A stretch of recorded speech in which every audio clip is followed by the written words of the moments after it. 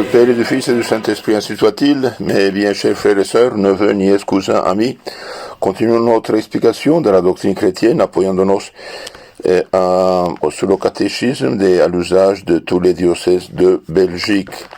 Aujourd'hui, nous allons voir les numéros 198 et suivantes. Le sujet traite de la perfection chrétienne, de la sainteté chrétienne, de la vie chrétienne. D'abord, on va voir toutes ces questions-réponses, et puis peu à peu, on va approfondir le sens de quelques-unes parmi elles. Qu'est-ce que la perfection chrétienne?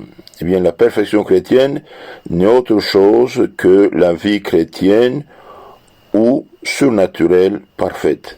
La vie de sainteté, la vie de grâce. La vie surnaturelle, c'est la vie de la grâce, de la sainteté. Être temple vivant de Dieu. La perfection chrétienne n'est autre chose que la vie chrétienne au surnaturel ou surnaturelle parfaite. En quoi consiste la vie chrétienne parfaite? La vie chrétienne parfaite consiste dans l'union intime à Dieu par la charité, avec la grâce et le Saint-Esprit vont tous ensemble. La vie chrétienne parfaite consiste dans l'union intime à Dieu par la charité, en sorte que toutes nos actions soient inspirées et animées par l'amour de Dieu. Donc, pour qu'il y ait vie chrétienne, il faut d'abord vivre en état de grâce et non pas dans le péché mortel. Et puis la grâce, la charité de l'Esprit Saint nous unissent à Dieu, en sorte que toutes nos actions soient inspirées et animées par l'amour de Dieu. Que suppose la perfection chrétienne? Bien, la perfection chrétienne suppose qu'on observe fidèlement les commandements de Dieu et de l'Église et qu'on accomplisse les devoirs de son état aussi parfaitement qu'il est possible. Donc, pour qu'il y ait vie chrétienne, il faut d'abord vivre en état de grâce et puis pratiquer les 10 commandements de Dieu, les commandements de l'Église et les devoirs de son état aussi parfaitement que possible. Chacun doit faire son devoir d'état. Citez quelques moyens que tout chrétien peut employer pour arriver à la perfection chrétienne. Pour arriver à la perfection chrétienne, il faut prier beaucoup. Se confesser, communier souvent. Écouter volontiers la parole de Dieu. Se renoncer. Être fidèle jusqu'à dans les petites choses. Donc, concrètement, pour qu'il y ait perfection chrétienne, d'abord est indispensable l'état de grâce, n'avoir sur la conscience aucun péché mortel non confessé. Donc si on a péché, il faut absolument se confesser le plus vite possible pour récupérer la grâce et la charité. Et puis, il faut prier beaucoup, se confesser, communier souvent, parce que chaque confession, chaque communion nous fortifie, nous défend, nous protège. Écouter volontiers la parole de Dieu, soit prêchée, soit lue, et prêché et expliqué par les prêtres du Très-Haut, les prêtres, et donc écouter volontiers la parole de Dieu, se renoncer, faire pénitence, renoncer, ne pas suivre ses caprices, et être fidèle jusqu'à les petites choses. Qu'appelle-t-on conseil évangélique? On appelle conseil évangélique des moyens que Jésus-Christ conseille tout spécialement dans l'Évangile pour atteindre plus facilement et plus complètement la perfection chrétienne. Quels sont les principaux conseils évangéliques? Les principaux conseils évangéliques sont la pauvreté volontaire, la chasteté parfaite, l'obéissance entière. Ce sont les vœux des religieux, des religieuses. Pourquoi l'état religieux est-il appelé l'état de perfection?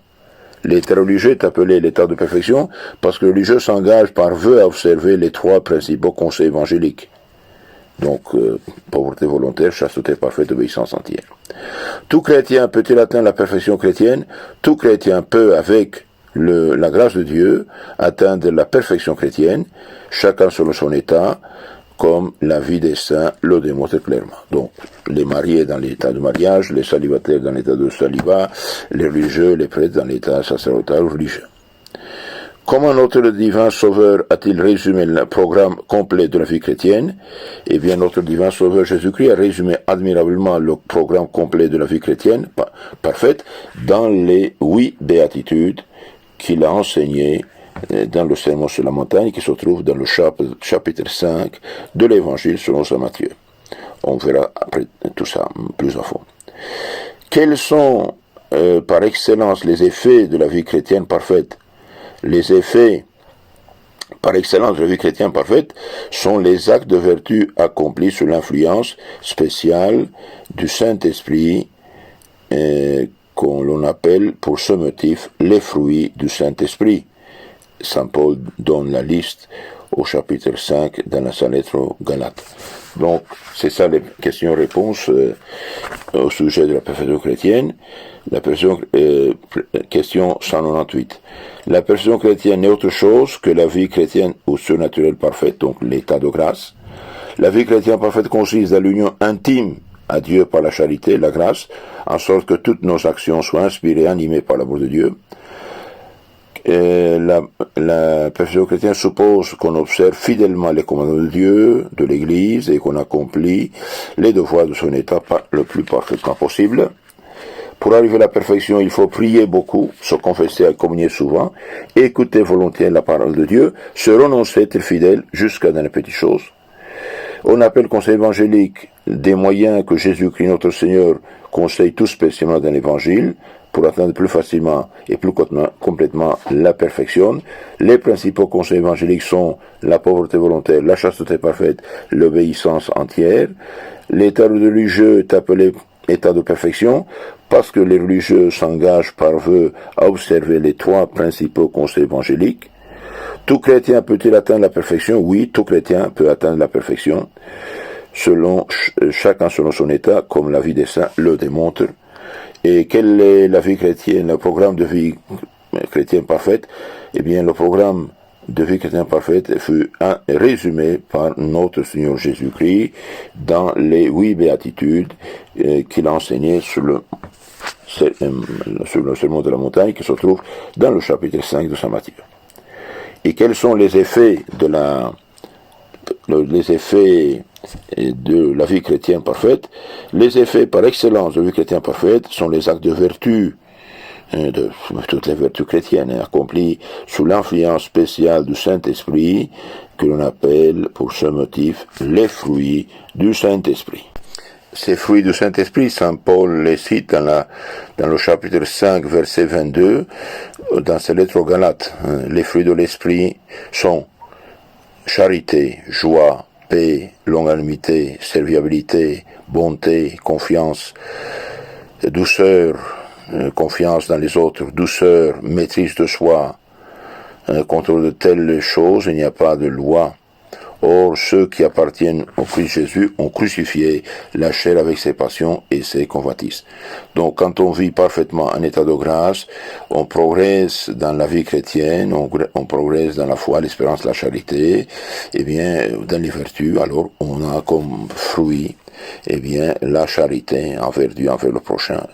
Celui qui aime Dieu, celui qui aime le prochain, s'aime lui-même aussi. Et celui qui s'aime, vraiment s'aime, eh bien, il ne vit pas dans le péché, sinon dans la grâce, dans la sainteté. Donc, les fruits du Saint-Esprit sont charité, joie interne, joie externe, paix, longanimité, grandeur d'âme, serviabilité, service, bonté, confiance dans les autres, douceur, maîtrise de soi. Et quels sont les fruits du péché? Ben, les fruits du péché, c'est le contraire, en fait. Si on veut voir si on est dans la charité, dans la vie chrétienne, ou on n'est pas dans la vie chrétienne, ben, il faut dire, voilà, ceux qui vivent selon l'esprit du monde et contre la perfection chrétienne, eh bien, ils produisent les fruits suivants. Les fruits de la chair sont, dit Saint Paul, Galates 5, 19, fornication, impureté, débauche, idolâtrie, magie, haine, discorde, jalousie, emportement, dispute, dissension, scission, sentiment d'envie, orgie, ripaille et choses semblables. Et je vous préviens, comme je l'ai déjà fait, que ceux qui commettent ces fautes-là n'hériteront pas le royaume de Dieu. Demandons bon Dieu miséricorde, s'il y a du temps qu'on ne sait pas confesser, bien une bonne confession pour nous libérer de ces misères, vivre en charité, en grâce et en sainteté, pour arriver à la vie éternelle. Beaucoup de gens pensent s'aimer à soi-même, mais en fait non, parce que celui qui vit dans le péché, il ne s'aime pas en fait. Il est l'ennemi de soi-même et il se destine malheureusement à la perdition éternelle s'il meurt dans le péché. Donc demandons au Dieu miséricorde, miséricorde, miséricorde, et tâchons de méditer ces choses, d'écouter ce catéchisme. N'oublions pas, comme a dit le pape Saint Pie X, la majeure partie des gens qui vont l'enfer pour vivre dans l'ignorance de la religion, des choses religieuses. Et là aussi c'est une faute. Celui qui vit dans l'ignorance, celui qui pêche par ignorance, eh bien, ses péchés comptent. Celui qui vit dans l'ignorance religieuse, eh bien, les péchés qu'on commet par ignorance coupable,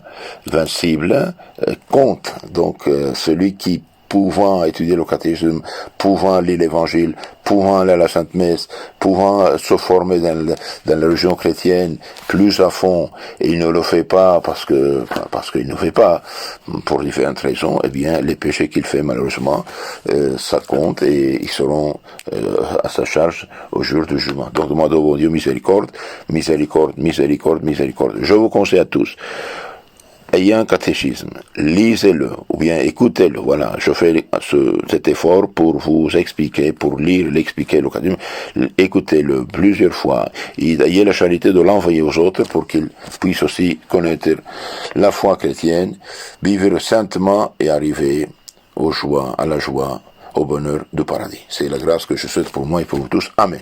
Je vous bénis au nom du Père et du Fils et du Saint-Esprit. Amen.